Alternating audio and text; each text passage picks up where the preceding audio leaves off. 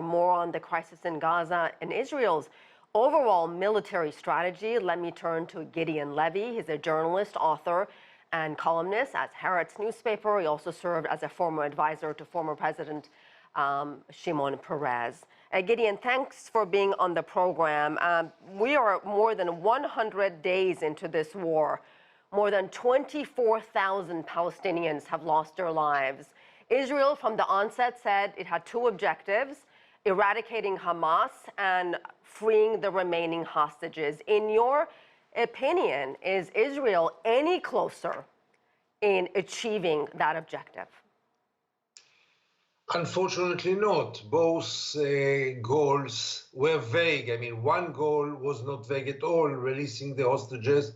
And here also the failure is very, very clear, because Israel did not release the hostages, at least part of them, after 100 days of fighting. The other goal of crashing Hamas is a very vague one. Nobody knows exactly how do you define crashing Hamas. And in any case, Hamas is still live and kicking and is quite active. Israel didn't break Hamas. And I wonder if Israel can at all achieve this goal. Let's say, hypothetically, even if Israel, Gideon, is successful in eliminating Hamas, the reality is, can it actually destroy the ideology? Ideology cannot be destroyed by power, by force. And even if you destroy the military capabilities of Hamas, which are, one should admit, much better than we all had in mind, even then, this does not mean destroying Hamas. Therefore, I think it's time to put an end to this war, because Israel will not achieve much more. Killing more civilians in this war will not serve any purpose of Israel. And the war is really stuck in one place, when the feeling is that nobody knows how to end it. Well, I know you know this, what Israel has been saying. Benjamin Netanyahu says this is about self-defense. What should have Israel done after October 7th, which it was Israel's worst terror attack ever? I mean, what should have Israel done if not this? You better ask me what should have Israel done 16 years ago, and I would answer you not to put a siege on 2.3 million people. You better ask me what should Israel do in 2005 in a disengagement and pulling out from Gaza, and I will answer you, get to an agreement with the Palestinian Authority and don't leave Gaza in a one-sided way and leave Gaza for Hamas. So now to ask what should Israel do, Israel had to retaliate, no doubt about it, but it should be until a certain stage, and it cannot be unlimited. There are limits for using military power, both legally, morally, and also practically. But Gideon, you know, on one side you have a Palestinian Authority in the West Bank that critics say has been weakened, is ineffective. On the other side, you have Hamas in Gaza, which basically doesn't believe Israel has the right to exist. Let's say this conflict is over.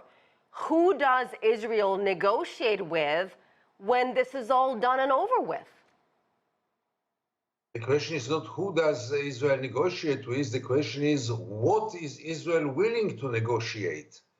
And the experience told us that Israel is ready to negotiate very little.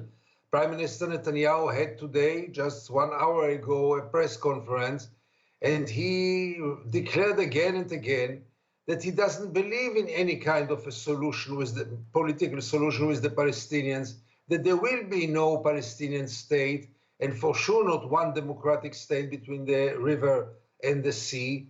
So why should we bother about the Palestinian partner when Israel by itself has no intention to put an end to the occupation? So, Gideon, where do we go from here? How do we end this nightmare? And at the end of the day, I know I've watched many of your interviews. You actually believe what's happened in Gaza this time around will not make Israel safer. How can it make Israel safer? Israel is now less safe than 3 months ago, and internationally is for sure more fragile, more weak. The moral and the international status of Israel after this bloodbath in Gaza is for sure not any better. There are moments in which one should think and understand that there are things which are achievable and there are things which are not. And please, Israel, take it into account. Israel cannot achieve everything only by living on its sword. And I have to ask you about U.S. position and its support for Israel, which Washington has described as unshakable, from financial support to military support, then blocking one resolution after another that called for a ceasefire at the UN Security Council. What has that done to U.S. credibility on world stage? Not only on world stage, also in domestic politics in the United States. I think that President Biden might pay a crucial price for this unconditioned support of Israel. I can totally understand the interest of the United States to support Israel, and I'm very happy about it, but not to put any conditions. What does the United States want? Until now, they gave a total green light to Israel to continue this war. Nobody told Israel to stop this war. And calling for humanitarian aid is quite nice, but it's not much more than lip service. This war should end, and the United States could have bring an end to it. And Gideon, we're running out of time. Quickly, how much of what we're seeing in terms of Gaza destruction, the loss of life, hospitals, homes, neighborhoods completely demolished, how much of that is being shown where you are in Israel? Unfortunately, almost nothing.